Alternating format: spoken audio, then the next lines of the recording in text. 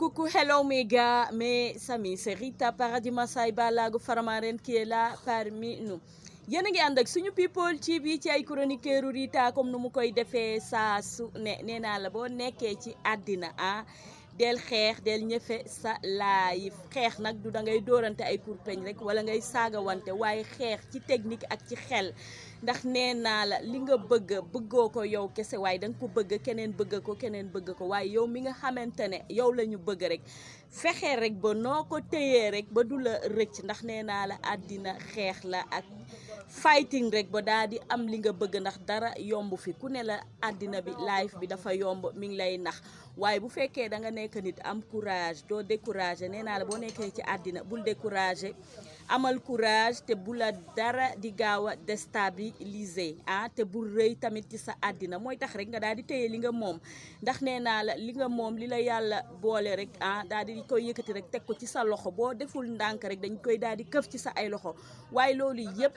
li la koy téye loo rek mooy nga daal di téy daal di dal ànd ak discipline rek bañ a xàddi nag am patience bu rëy ndax nee naa la góor gi nga bëgg mu bëgg la am na keneen ku nekk ca wet nga bëgg ko waaye nee naa la yow loolu bu la ci dara concerné rek téyel sa góor ba mu dëgër rek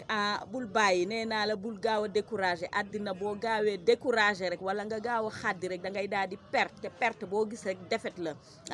te man nee naa la ci àddina dama nekk nit boo xamante ne dama am courage kon yéen tamit am leen courage rek comme ni ma amee courage rek bu ko defee rek lu ngeen téye rek da ngeen koy daal di moom waaye boo gaawee découragé doo téye dara ndax nee naa la góor ñi ñoom ñëpp a yem te bu ñu génnee dañuy gis ku leen bëgg yow mi nga xamante ne nag yaa ne faax toog sa place rek gérer sa gérer rek daal di fees sa place dell bul gaaw a découragé ndax nit ñi dañ lay xoqatal di la ñoñantal ak di la def ay affaire yu sew waaye nee naa la boo nekkee ci sa place su mbëggeel rek fees ko dell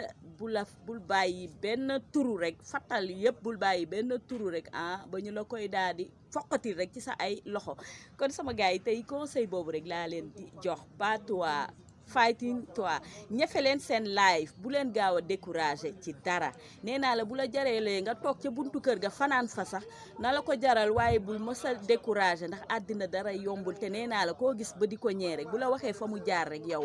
da ngay daal di soulagé wu rek daal di am courage daal di gën a toogaat waaye bu fekkee ne lu ñëw rek nga daal di mer rek wala nga toog di ko jooy wala nga daal di découragé rek day am keneen ku daal di ñëw ca wet ga rek daal di koy foqal ñi ci sa ay loxo kon sama gaay yéen ñi nga xamante ne rek yéen ay bëgg ndax am na ñoo xam ne nag du ñu bëgg waaye am na ñoo xam ne dañuy bëgg yéen ñi ngeen xamante ne yéen ay bëgg rek conseil boobu laa leen di jox bu leen gaaw a découragé na leen koy jaral rek ngeen daal di téye li ngeen moom parce que nee naa la ku nekk dafa am ku la yàlla booleel ci àddina yàlla nag bu la booleeg nit yow la ca des yaa koy mottali yaay téye ak sa fukki loxo ak juróom rek daal di bañ a bàyyi dara muy kii rek ba ñu koy daal di nangu ci sa ay loxo kon tey sama conseil loolu la woon I love you yéen ñiy bëggante thank you